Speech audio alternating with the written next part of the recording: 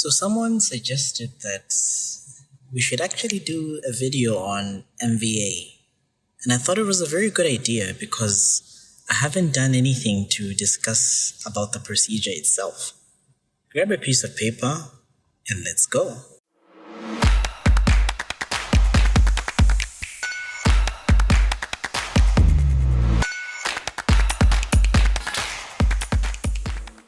Hello and welcome to MK's Medical Review Series. My name is Dr. Moses Kazevu. This is a series on my YouTube channel where we look at medical topics in depth. Today we're going to be looking at the manual vacuum aspiration. If you haven't yet subscribed to the channel, please hit the subscribe button, hit the bell notification icon so you can never miss on such amazing content every time I post. Grab a piece of paper, grab your pen, and let's go. So most women are going to come into different facilities where you're going to be working. And some of them will come in with incomplete abortions. Some of them will come in with inevitable abortions. Some of them will come in with missed abortions up until they reach the gestational age of about 13, 14 weeks. And these are women that will be seeking these services, these surgical services, because they can only be provided in the hospital. Before we go into any details of this particular subject, I just want to put a disclaimer out there that I do not own any rights to any of the videos and any of the pictures that I'm going to show you. I'm only using this for educational purposes and under fair play laws. So I do not intend on infringing any copyright laws with this particular video. So remember, there are certain elements of post-abortal care that need to be provided to these women that are seeking these services, that are coming in with incomplete abortions, missed abortions, or coming in wanting to terminate a pregnancy. So the first thing is you want to treat any incomplete or any unsafe abortion and all the complications that are associated with it, because they are potentially life-threatening and women are going to die. You want to counsel and identify as well as respond to these women's emotional needs, their physical needs, and even other concerns. You want to offer these women some sort of contraceptive and even family planning services. And this is in an attempt to prevent any unwanted pregnancy or to space out their children. You also want to offer reproductive and other healthcare services. If you can't provide these, refer them to a facility where there are staff members that can provide this. And you also want to have some community and service provider partnerships where you're going to be campaigning and doing things to prevent unwanted pregnancies and unsafe abortions. You mobilize different resources to help these women to receive this appropriate and timely care for complications that are going to be arising due to abortions, and also assurance that is going to be provided that the health services reflect and they meet the community's expectations and their needs. These are things that are very important, especially when you're dealing with post-abortal care. Remember that these women will need some sort of evacuation of the contents of their uterus. So remember, this can be done in three main ways in the first trimester. It can be done through a vacuum aspiration, which can either be manual or it can be electrical. Most of the times you will be doing the manual one on your wards or in your MVA rooms. And sometimes you can use the electrical ones in theater, which you connect to a suction electrical machine. It could be through medical methods where you're going to be giving these women either misoprostol only or mifepristone and misoprostol, or it could be expectant management where you don't really do anything, but the body just gets rid of the pregnancy on its own, for example, for an incomplete abortion. What we're going to be focusing much on in this particular lecture is manual vacuum aspiration. I'll teach you about the parts of the MVA, how to assemble it, how to do the procedure itself, how to disassemble it, and how to write the notes after you have done an MVA for a particular patient. Remember that this is going to be your surgical technique that's going to be used to perform abortion, preferably in the first trimester. We can't do an MVA for your second trimester. Worse off, for third trimester, it's going to be like as if this woman is in labor. So way back, we used to do what is known as a sharp curettage or dilatation and curettage, but it had a lot of risks. There was a risk of blood loss, there was risk of pain, risk of the procedure going longer than intended. So now the WHO actually recommends that the DNC should no longer be used and should be replaced by vacuum aspiration or other medical methods with misoprostol only or misoprostol and mifepristone. Remember that the main indications that are going to be there for Manual vacuum aspiration are going to include things like treatment of incomplete or missed abortions, especially those that are before 13 weeks. Beyond this, you can't use this method. Evacuation of molar pregnancies. Often this is going to be done in theater because there is a risk of this woman bleeding quite a lot. So make sure that you cross-match your women and make sure that you have blood available. Then you also can do it in case of an endometrial biopsy. You may also do it for termination of pregnancy before 13 weeks of their last normal menstrual period. Then a first trimester abortion if you are attempting to regulate the menses.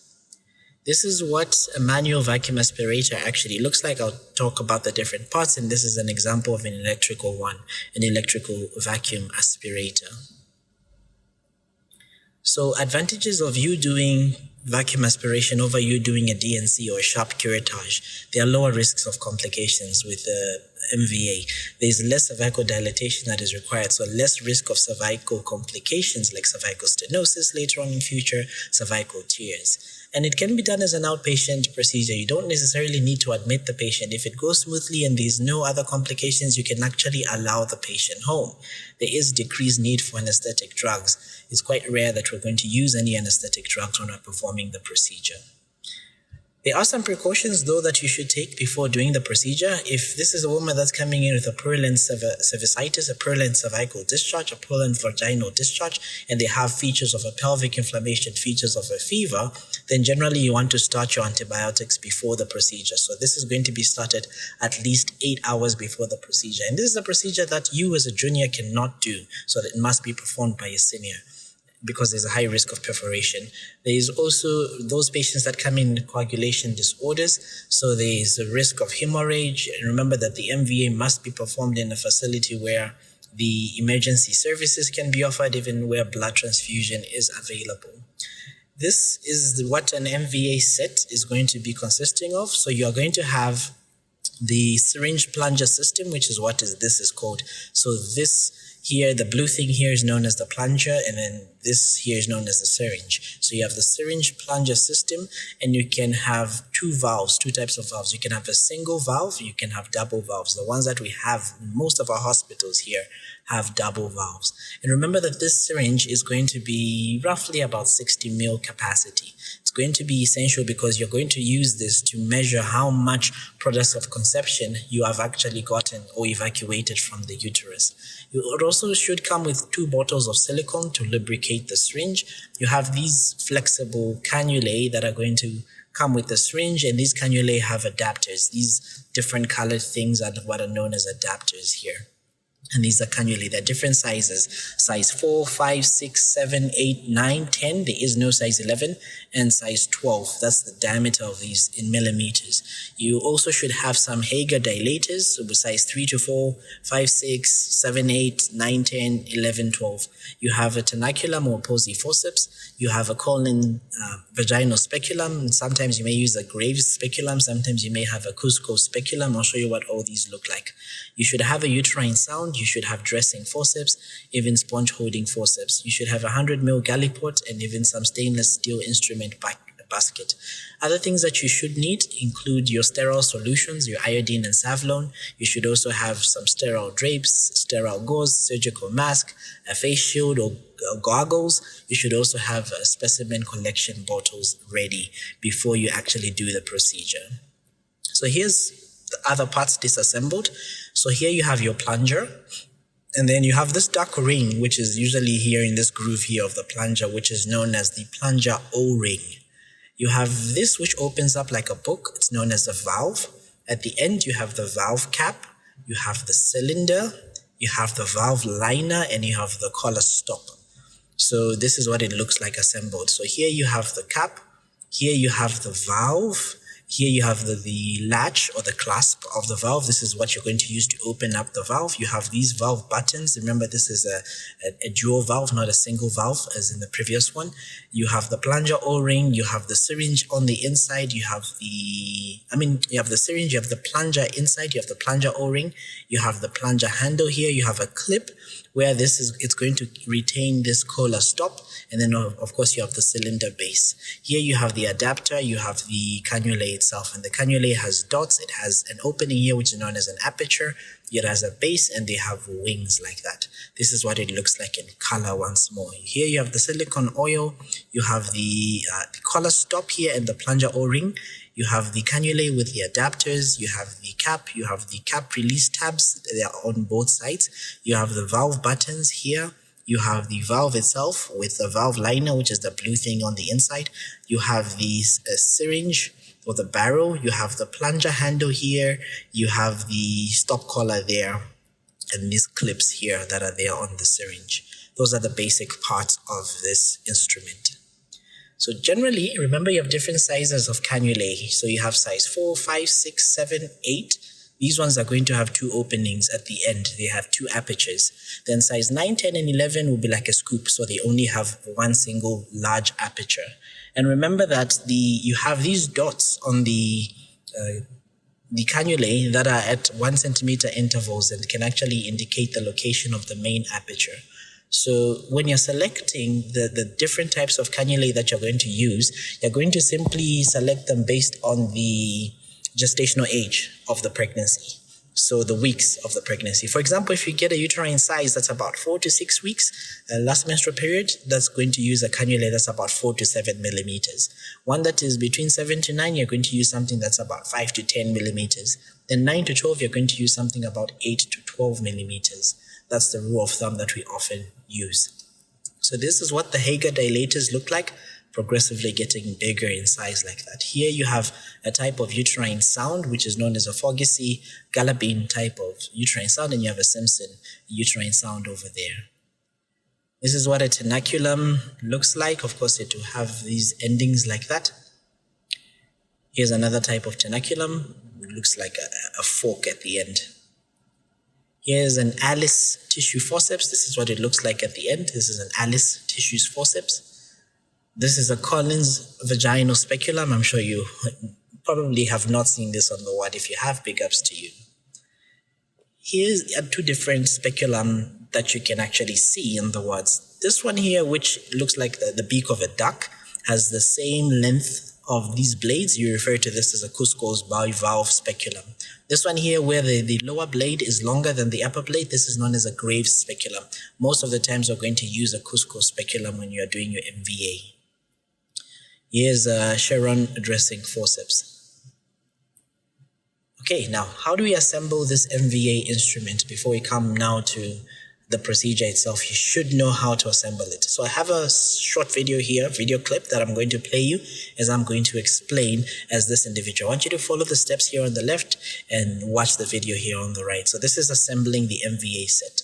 So the first thing that you want to do is, of course, you're going to lubricate your plunger O-ring. So you're going to be adding like 1 drop of the silicone there. Make sure that you spread it across with your finger on the entire section of the plunger O-ring. Then you're going to slide the plunger O-ring upwards such that the plunger O-ring will fit now in the groove above like that. You're going to now insert this plunger into the cylinder. Remember, you must push it straight into the cylinder. You mustn't put it at an angle. Push it straight into the cylinder, then it should fit like that. The next thing that you're going to do is you're going to get your stop collar, and then you're going to insert your stop collar or your collar stop. Make sure that the 2 holes on the inside are fitting inside, and the stop collar must fit into those 2 holes. You then get your valve liner in your valve. You place your valve into the valve liner. You see these openings here, and on the valve liner have these fittings that should fit right there. Then you're going to get your valve cap. You place it over there at the end. Then, of course, you push the cylinder into the base of the valve, and then you would have assembled the MVA instrument like that. So I will play the video again so that you can actually follow. Now, I won't do a running commentary. I just want you to follow the video and see how it is actually assembled.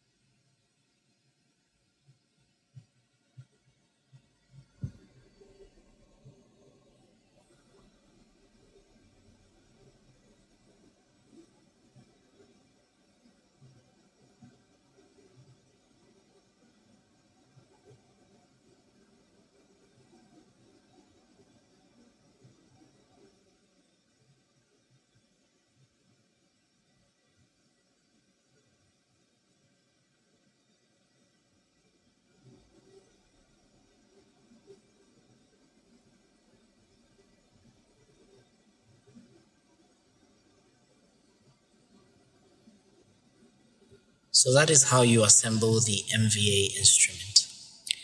So then how do we create a vacuum? So generally, when you're creating a vacuum, what you're going to do is that you're first going to push your valve buttons. Simultaneously, you're going to push them inwards and forwards. So you should push them inwards and slide them forwards, then you have closed the valve when you do that. Once you close the valve, you're then going to pull this plunger backwards. Remember, you have your collar stop there that will prevent your plunger from coming out. If you don't have your collar stop, the plunger is going to completely come out. And if you're doing an MVA procedure, you may splash yourself with products of conception and blood. So you pull the plunger until it reaches the outside. And remember that it has these wings. And once these wings are attached to the base of this cylinder, then you have created your vacuum. If you do not attach those wings to the base of the cylinder, it means that this plunger can easily slip back in, and you can even push back the contents you have already aspirated back into the uterus of this woman, which you don't want. So this is what we refer to as charging of the instrument. So you then check for a vacuum. So you charge the instrument like we've described in the previous slide, then you leave it for several minutes, then afterwards you push and release both the buttons. You tag on them at the end. Once you tag on them at the end, you should hear a rush of air inside the tube, then you know that the vacuum is good. If you have failed to form the vacuum, it means you need to check that this thing is properly assembled. You need to inspect the O-ring to see if it's in the proper position, if it's lubricated. If the O-ring is damaged, you replace it. You ensure that there are no foreign bodies that are present. You check that the cylinder is firmly seated on the valve. And of course, you charge it again and you test. If it still fails, then you should replace it. So you must make sure that you have more than one instrument ready, such that if one doesn't really create the vacuum as you are intending, then you can separate it and you can change it out so that you do not waste so much time for this particular woman. In our case here, we don't have the lubrication. So what do we often use? So we often are going to put the plunger in a condom and then push it inside. That's what we often do in our setup here. So what are the steps that are going to be there when we're doing the MVA procedure? So you want to prepare the instruments and the drugs. You want to assist the woman. You want to perform cervical antiseptic prep. You want to perform paracervical block. You want to dilate the cervix. You insert your cannula. You suction the uterine contents. You inspect the tissues. You perform any concurrent procedures. If you want to insert an IUD, you can insert an IUD. Then you take immediate post-procedure steps. You disinfect the instruments and you process them, clean them. Don't just use the MVA and leave them there to dry in the open. It will be very difficult to remove those tissues, and you have to throw away those instruments if you can't. So the first thing, so when I'm preparing the medication, what I often get is that I'm going to get lignocaine, either 1% or 2% lignocaine, get it ready. If I'm getting 1% lignocaine, I'm going to get 20 mils. If I'm getting 2% lignocaine, I'm going to get 10 mils. The other thing that I like to be ready with is to get some dextrose 50%, because often these women don't eat when they come in with these abortions. So I often get some 50% dextrose ready. I'm also going to get my antibiotics ready. So if you have oral antibiotics, get doxycycline or azithromycin as single doses. If you don't have, usually I like to give them a start dose of metronidazole IV or a start dose of the ceftriaxone, metronidazole and ceftriaxone start doses that I'm going to give this woman. Then I want my misoprostol also to be ready, tranexamic acid 1 gram to be ready just in case if I may need it. Then I also want to get this woman some analgesia. So usually a diclofenac can be ready. In some cases, we have used pethidine with diclofenac combination. I think it works quite well in my experience. When you combine it and you also do the paracervical block, it will work wonders. But often they may not supply you with the pethidine that you need in certain facilities. So you just be stuck with the diclofenac and the paracervical block. So make sure that you should know how to do a good paracervical block. So the first thing that you're going to do is, of course, you're going to explain the procedure to the patient, why they need the procedure, get consent. Don't just go ahead and say, Mama, get on the bed, and you start touching someone where the sun don't shine. So you want to get some consent. Give the antibiotic prophylaxis, preferably 1 hour before the procedure. If it's an emergency, you can give it and then do the procedure if the woman is actively bleeding. So your doxycycline, 200 milligrams as a start dose, or your azithromycin, 1 gram as a start dose orally. Give them also some oral medication For analgesia, ibuprofen 800 milligrams as a single dose. And if they have excessive anxiety, some diazepam 10 milligram as an oral dose. So remember, those that come in with incomplete abortions, they are heavily bleeding. So the procedure should not delay because you're waiting for this pre-medication. So you don't want to administer the pre-medication, you want to give them IV medication. So you give them your diclofenac intramuscular injection. Sometimes you can combine it with pethidine and diazepam that can give you this procedural sedation and analgesia. But generally, this is not recommended because the woman will be fidgeting and they won't be alert, so they won't be able to hear your commands to stay still when you're doing the MVA procedure. Then you're going to ask the woman also to empty the bladder. Remember, in all procedures that you're doing, gynecological and obstetrics, always ask your woman to empty the bladder to prevent injury. And after she's emptied the bladder, you're going to tell her to lay on the bed, the MVA bed, flat, with her legs elevated in a lithotomy position. You're going to wash your hands. You're going to put on your appropriate PPE, your surgical masks, your surgical gloves, your face shield, your glasses, your gown. Then you're going to perform vulvar swabbing. Remember how we've swabbed the vulva the same way in which we swab in obstetrics. You're going to first swab the labia major, that's furthest away from you, then the labia major that's closest to you, then spread them apart. Labia minor that's furthest, labia minor that is closest to you, then you swab the introitus, and then another swab, you can actually even go into the vagina. Then you can swab with Savlon, you swab also with iodine, or if you have one of the two, you swab with that. Then you're going to do your bimanual sterile examination. You're doing this because you want to determine the size of the uterus, you want to determine the position of the uterus, and possibly even the position of the cervix, such that when you insert your speculum, you'll be able to know how you're going to insert it and where you're going to actually look. Then you are going to insert your speculum, in this case our Cusco's bivalve speculum. You're going to be checking for signs of infection, you're going to be checking for bleeding, even for signs of an incomplete abortion. In some cases, the cervix may not be ripe, so you may need to perform some cervical ripening. So if the cervix is open, there's no need for cervical ripening to be done with misoprostol. If it's closed, what we often do is we give them a 400 micrograms as a single dose. You can give it sublingually 1 to 2 hours before the procedure, or vaginally push it as far as you can into the posterior fornix, and this is usually done 3 hours before the procedure. It helps opening up the cervix to prevent any trauma that you may cause to the cervix. And remember, keep in mind, rule of thumb, the weeks of the pregnancy will correspond to the size of the cannula. So generally, if you have someone who's 10 weeks, you're going to use a cannula that's about 8 to 10 millimeters in diameter. But in practice, it's not like that, because sometimes someone can have a 10 weeks pregnancy, but the cervix can dilate up to 8 centimeters, or 8 millimeters rather. So it means that you are going to end at a number 8 size of the cannula. The next thing that you're going to do is to perform some cervical antiseptic prep. So you're going to follow a no-touch technique. So it means all the sponges and the instruments that you're inserting inside, they mustn't touch any other part outside on the tray. They mustn't touch any wall of the vagina. They mustn't touch the speculum.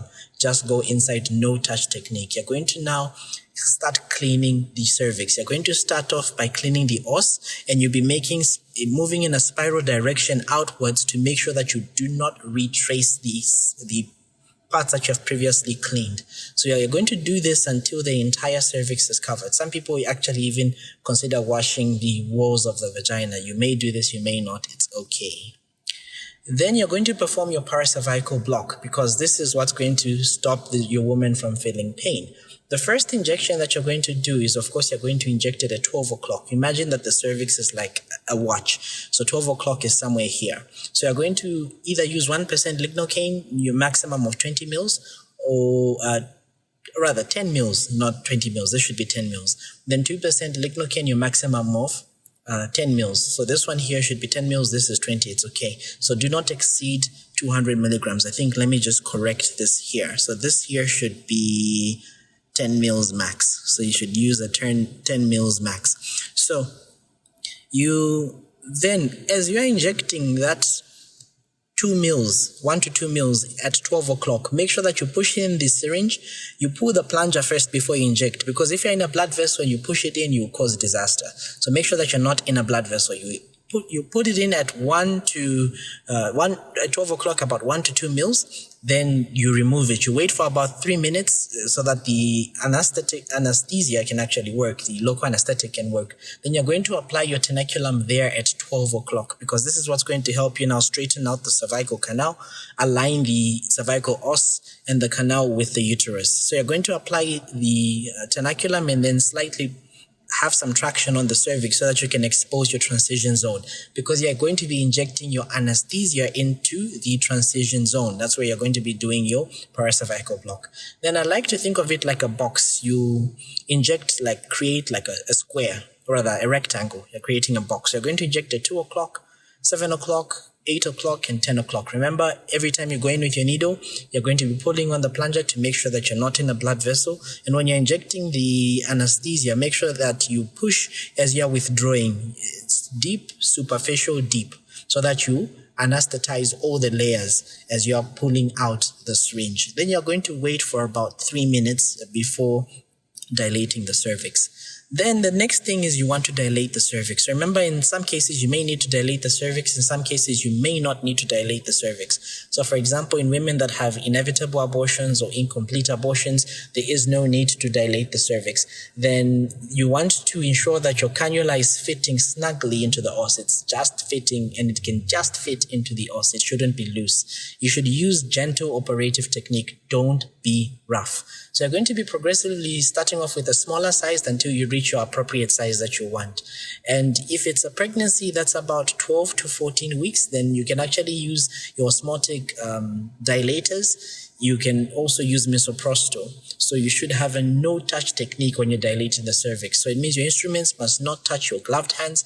As long as it's entering into the uterus, it mustn't touch the patient's skin. It mustn't touch the vaginal walls. It mustn't touch any unsterile part on your instrument tray. So make sure that you do this, and you must have this aseptic technique.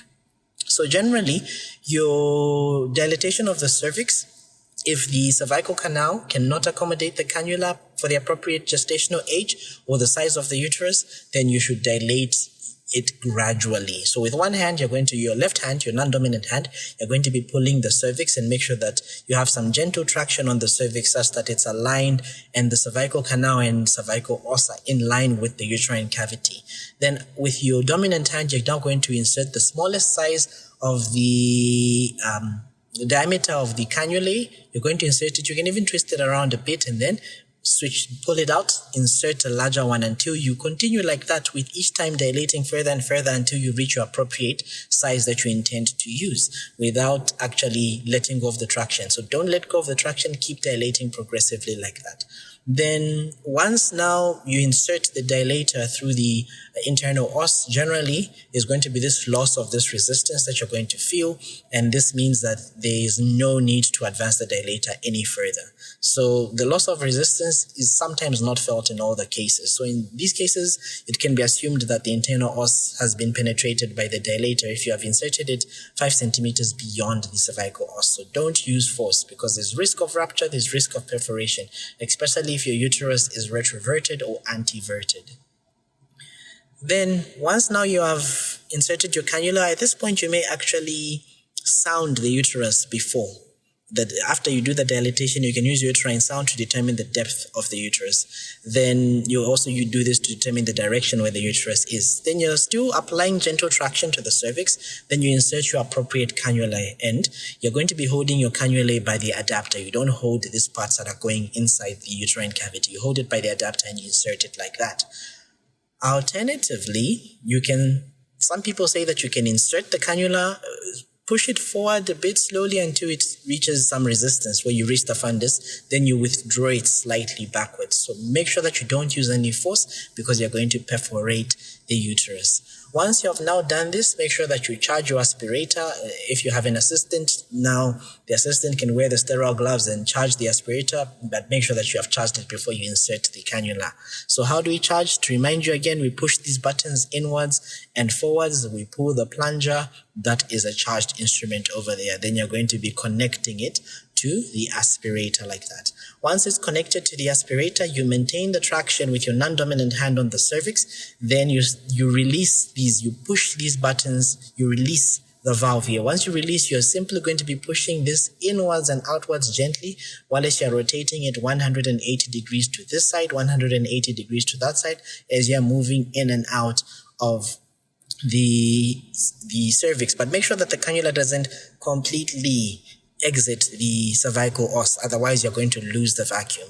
So make sure that you hold the syringe by the tube, not the plunger, and once the vacuum has been established in the syringe, then the cannula should be inserted in the uterus. In some case, you can actually insert the uterus after you have created the vacuum. Otherwise, your plunger will push back inside once you create the vacuum, when you have already connected it to this cannulae. So when the syringe is full, you can close the valves, disconnect the syringe from the cannula again here. At this point, disconnect that, then empty the contents of the syringe and then reassemble it and put it back there and continue the evacuation. Make sure that wherever you're disposing that, you're keeping track of how much you are actually disposing. So the reasons why you can have a decrease in the vacuum of the MVA is if the aspirator is full, if the cannula has been withdrawn past the os, if the cannula is clogged, if the aspirator has been assembled incorrectly. And what are some of the signs that are going to tell you that now my MVA is done? So generally, the blood is going to be turning red or pink, and it's going to start foaming up, so it brightens up.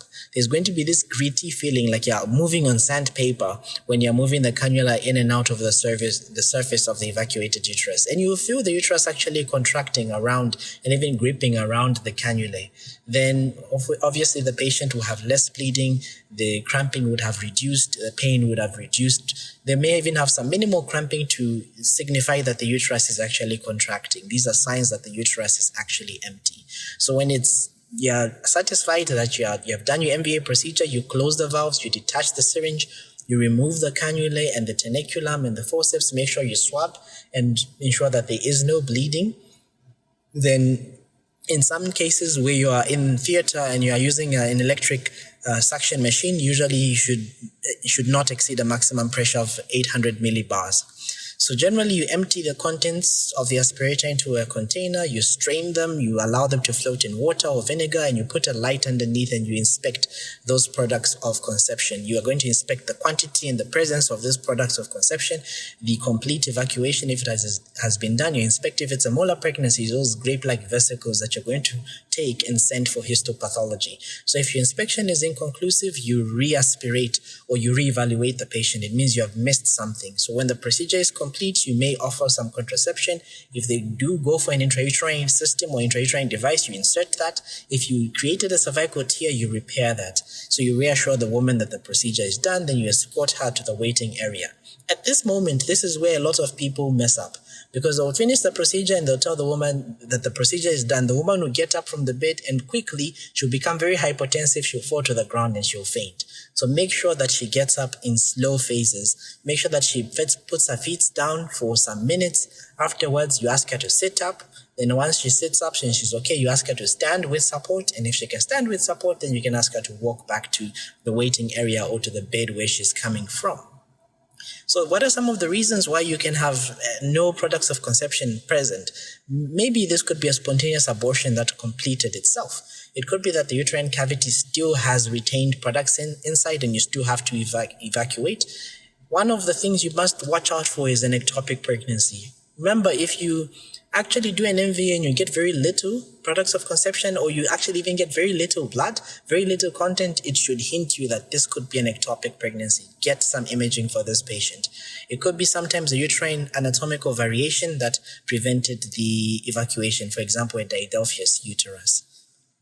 Then sometimes what is the reasons why there's less than expected products of conception evacuated? Maybe it's an incomplete procedure. You need to re-evacuate.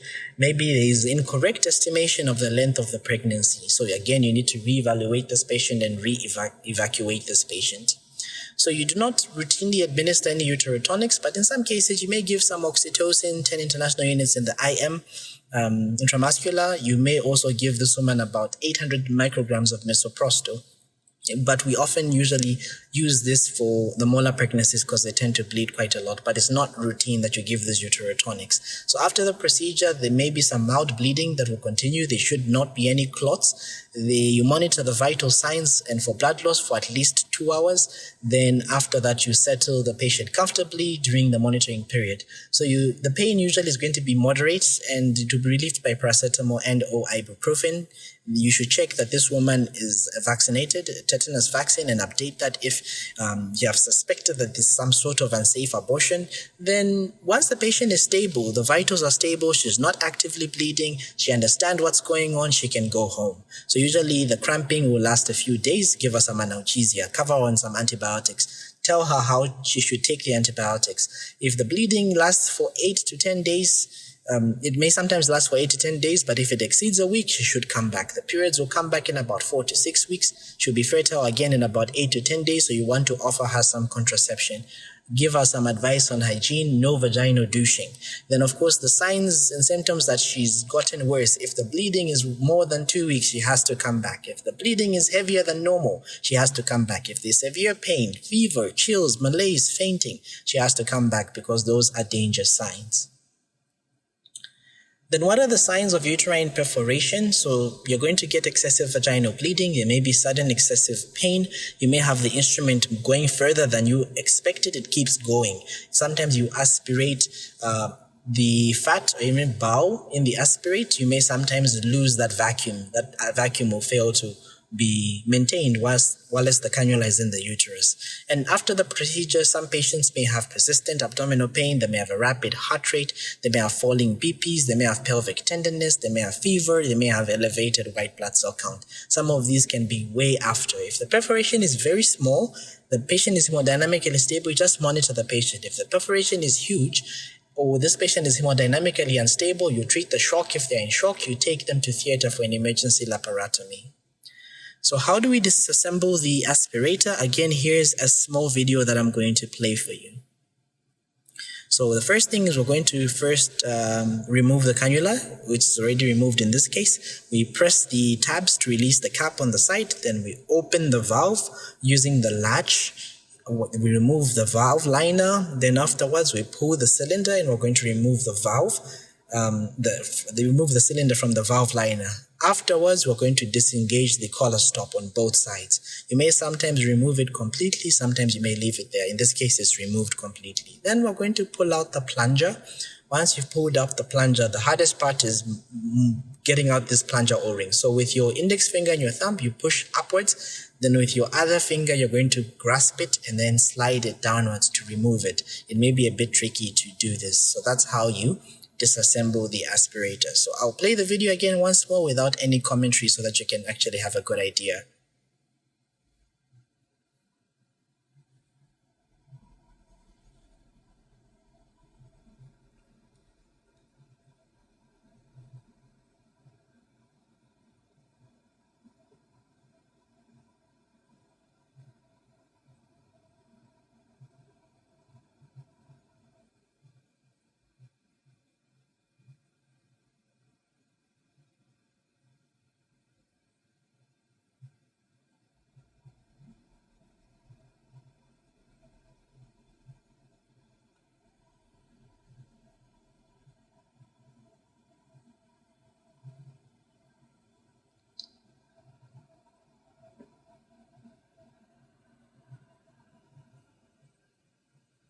So that's how you disassemble it.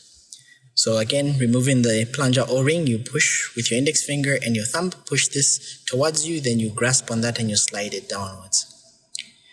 So generally, you want to soak, clean, and perform high-level disinfection and sterilization between patients. Make sure that you put them in some sort of disinfectant fluid immediately after you use them so that those tissues don't stick to the set. So you want to replace it.